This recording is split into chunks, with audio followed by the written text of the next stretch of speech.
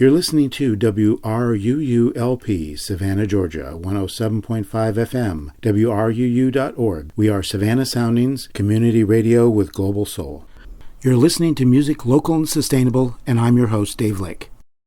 We are with Tybee Island musical icon, Roy Swindelle. Living on Tybee Times was written a long time ago, and originally it was mentioning businesses on Tybee.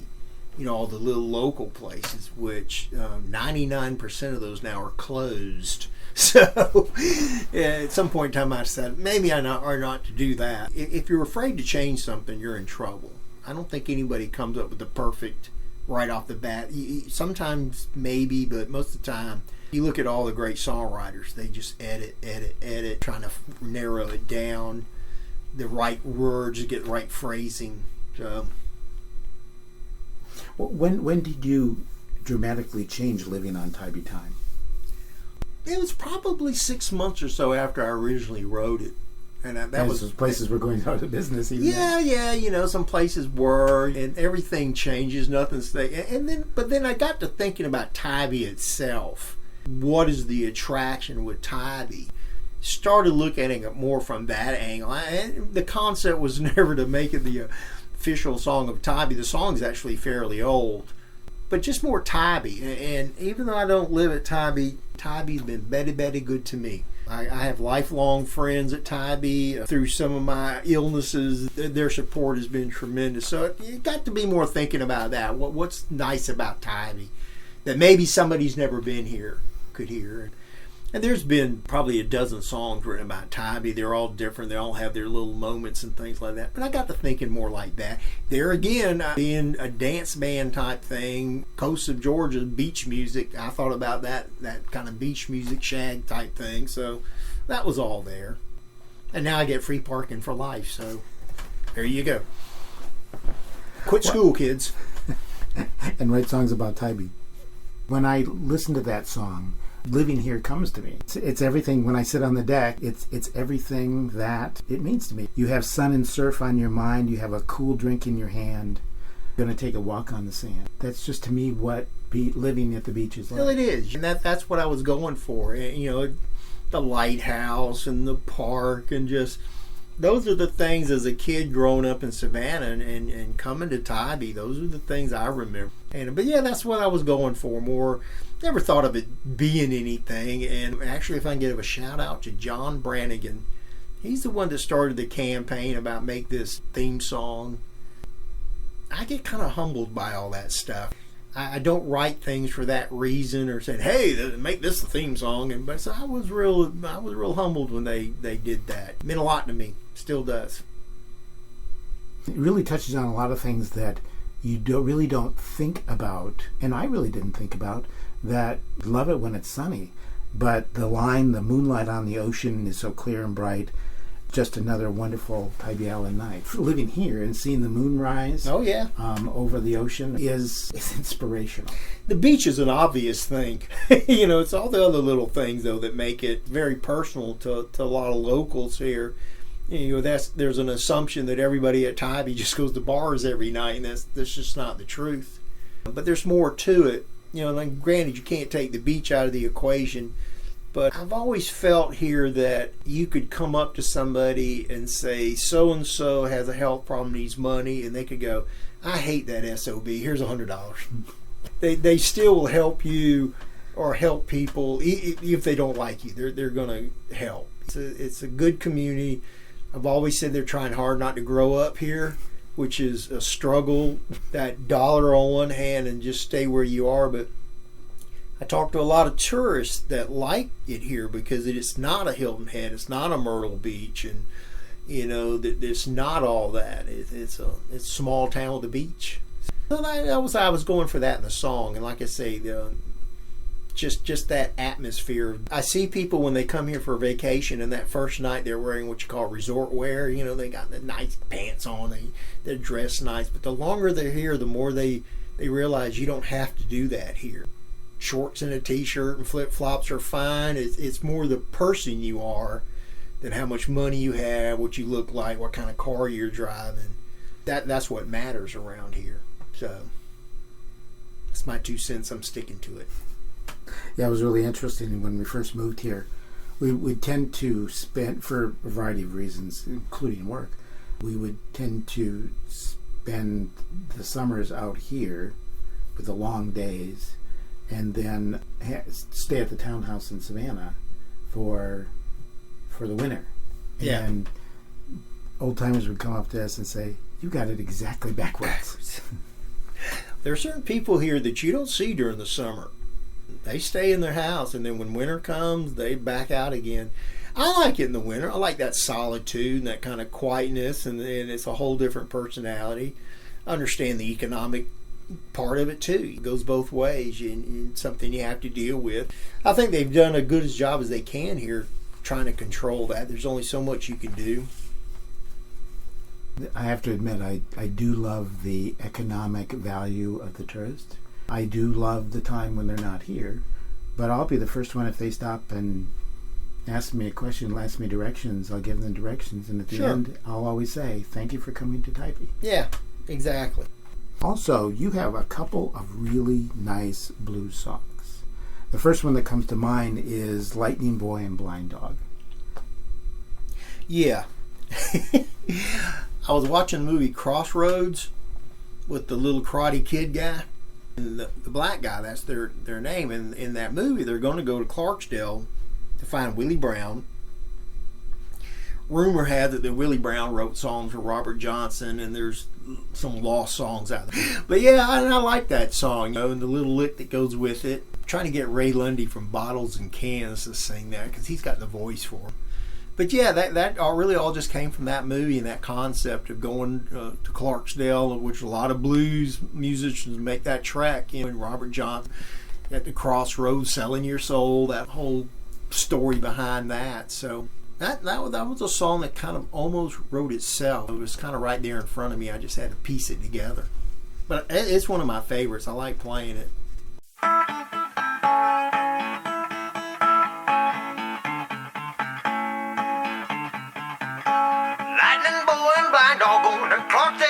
Sing the blues.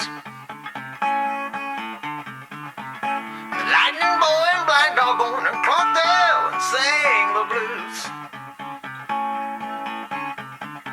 Gonna find Willie Brown, gonna sing Robert Johnson's lost song.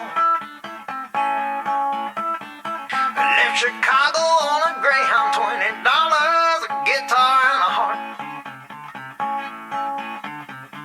Left Chicago on a Greyhound, $20, a guitar and a heart. Looking for Crossroads on that Greyhound's last stop. Red moon in the sky, hear the devil sing the blues in the wind. Red moon in the sky, hear the devil sing the blues in the wind. Being made, souls being bought and sold tonight. A lightning boy and blind dog going to Clarksdale and sing the blues. A lightning boy and blind dog going to Clarksdale and sing the blues. Made a deal with the devil, and now the devil wants his due. Made a deal with the devil. Now the devil, he wants his due. I said made a deal with the devil. Now the devil, he wants his due.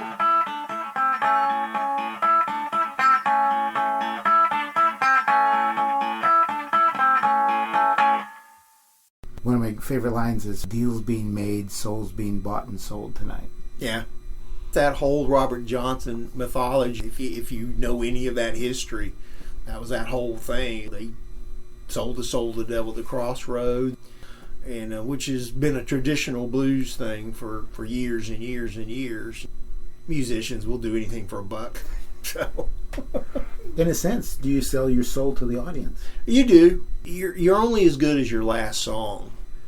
And sometimes the best song you play gets the worst reaction, and the worst song you do will get the biggest reaction. There's a lot of musicians who will not play Brown Eyed Girl. They will not play Wagon Wheel. They will not do this. I've never looked at it that way. There's songs I don't like, and I tend not to play those, but I try to find something equivalent.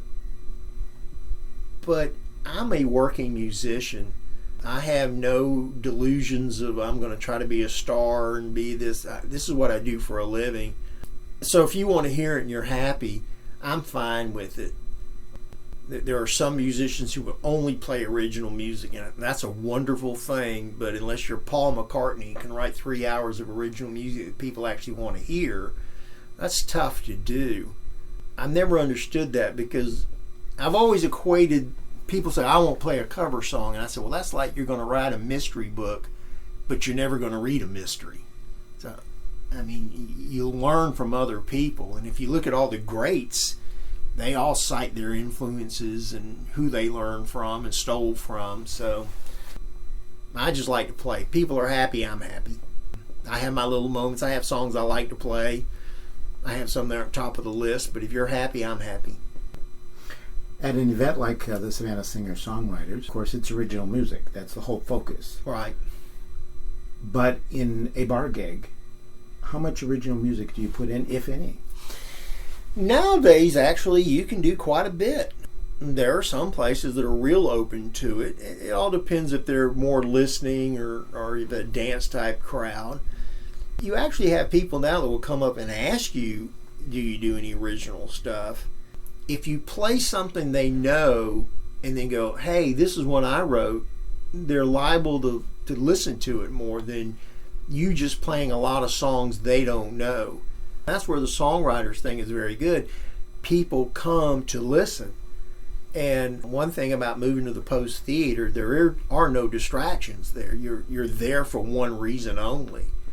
And it's good. We've had people play that have grown up playing in bars, and they're literally not used to people paying attention. That it's a little nerve-wracking to play for this room where everybody's quiet, they're looking at you, and they're actually listening to your song. Because a lot of times that's rare. People actually pay attention. People come to a bar for a million reasons. One of them might be to listen to you. Very few bars in Savannah focus on the entertainment. So it's tough, but it's more accepted nowadays. Way more accepted.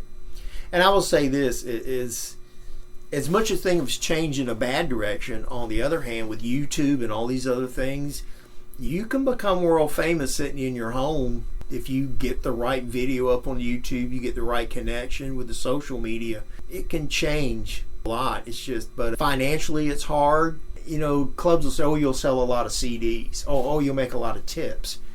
Well, that should be the icing on the cake. That shouldn't be the cake.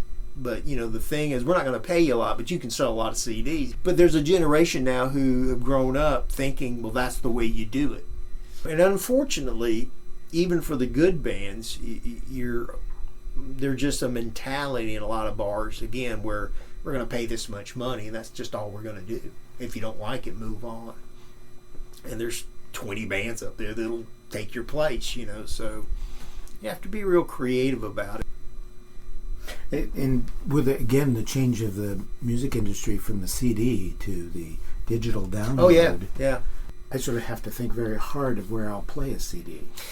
Well, people my generation, there are still people who want a CD, but most articles you read will tell a younger band either download cards or a thumb drive, because the cards are coming out now with USB drives. A lot of cards are coming out now with no CD player.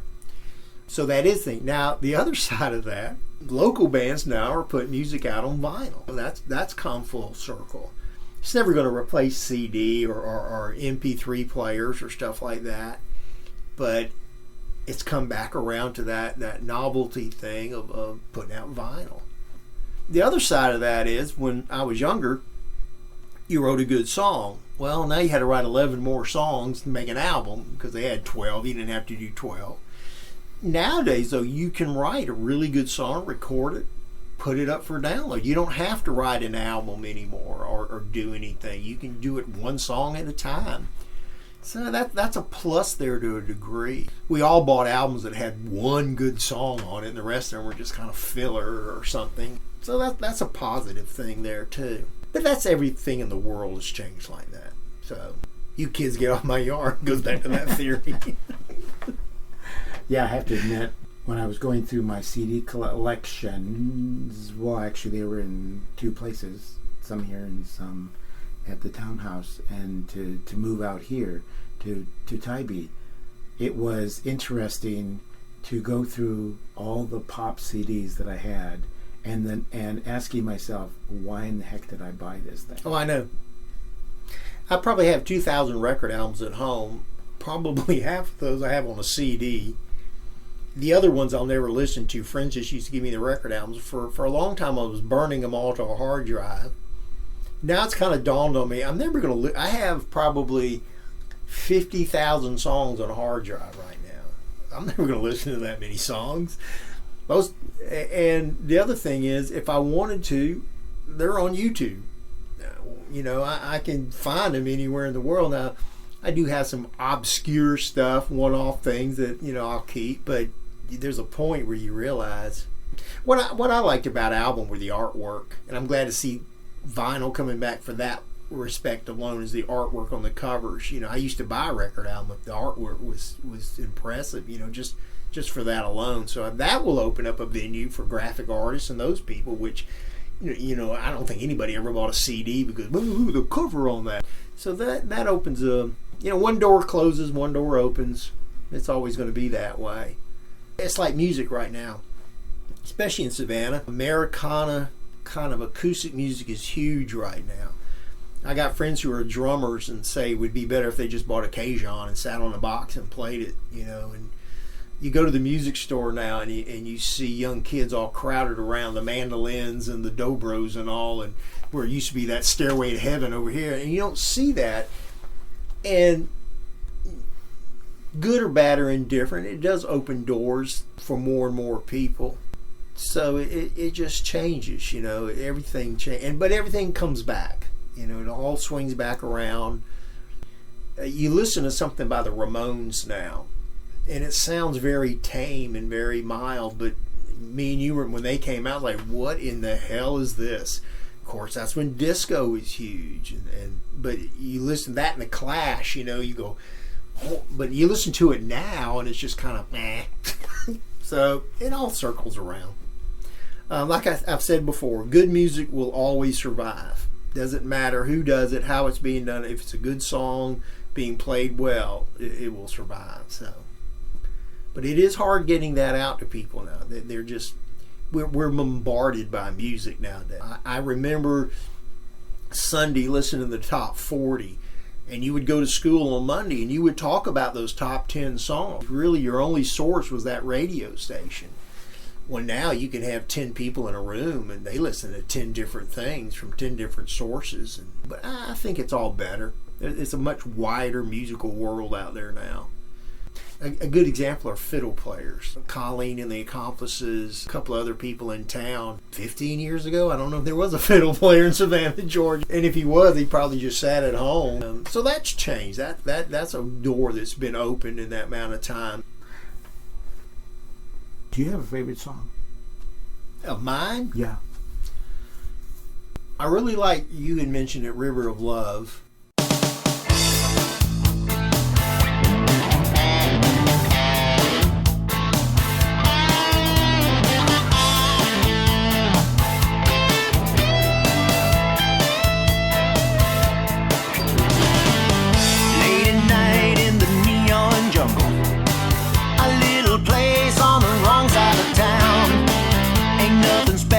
Ain't nothing I can handle. Don't take much time for the word to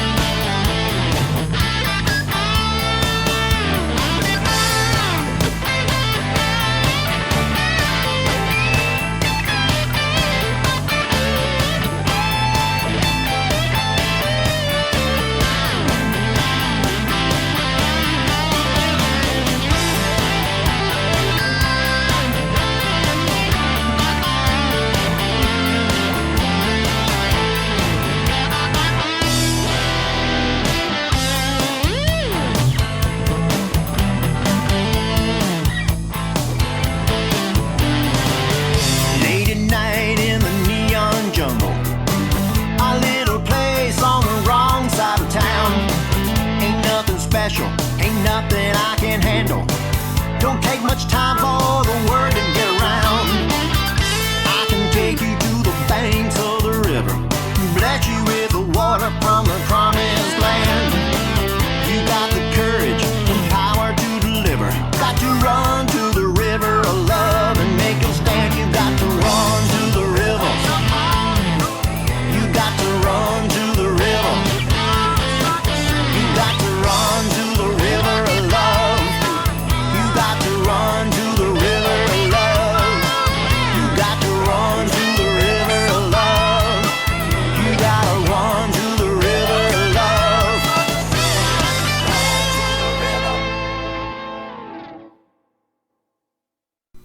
I like that one a lot. Yeah, it's kind of like asking, favorite song period. Is the mood I'm in at the time. My first CD, there's some things I kind of cringe when I hear it, but then sometimes when I hear it, I say, man, that's really pretty good.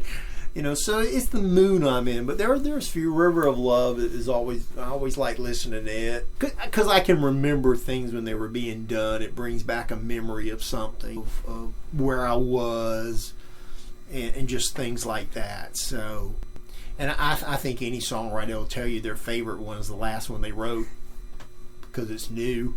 Or the last song that they sung. Yeah.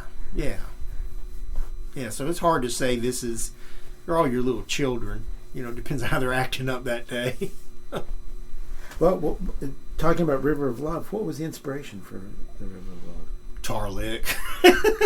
That little kind of flow that it goes through. That was it. I had actually written the words. They had been with another song that I really didn't like that much, but I liked some of the lines. So when I started that, there again went back to my notebooks, and that kind of fit, and then it developed through there. And that's basically a song about a guy that thinks he'd be better off cheating on his wife or whatever, and realizing that maybe he should go back home, and that it's not as bad as he thinks it is. But it did come up with that little kind of chordal riff type thing. I'm a meat and potato rock and roll guy. I'm just basic, what you call 4-on-the-floor Rolling Stones.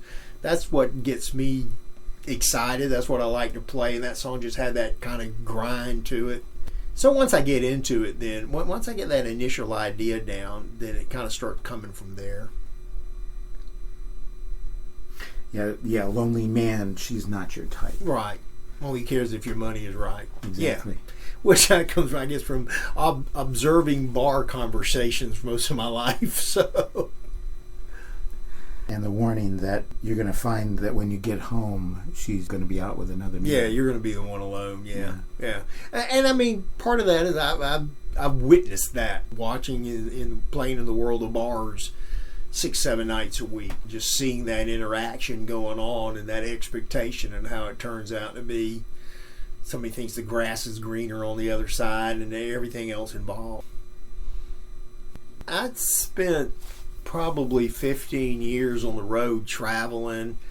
That's the other thing that's changed now. It used to be you played 5 or 6 nights at a place, then it kind of got down to the where you were playing 3 or 4, then you were weekend. Now you play one night somewhere once a month. God forbid they're going to hire you 2 nights in a row, but when you were playing at a place for 2 weeks or a month, 6 nights a week, you got to know people, and just there is a boredom you get on stage where you've done a song 1,000,000 times. You can play it without thinking about it, and that's just when you start watching people and you see these little interactions going on.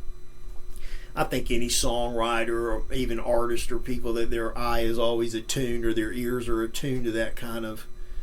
I hear that different than you hear it or see it. So yeah, I've seen a lot of that. That expectation that's going to get failed, and then you screw up down the line. But they're all too drunk to pay attention to what I'm saying. Tonight we've been with Roy Swindelle. It's been great. Thank you so very much for coming. I enjoyed it very much. Very much. Ray, record that song. This has been another edition of Music Local and Sustainable, and I've been your host, Dave Lake. Save this time for another show next week. Well, I know we ain't headed for the Hall of Fame. Gonna give it what we got, man, that ain't no shame. Let me know if you can hear me. Check, check, 1, 2. Let Let me know if you can hear me. Check, check, 1, 2.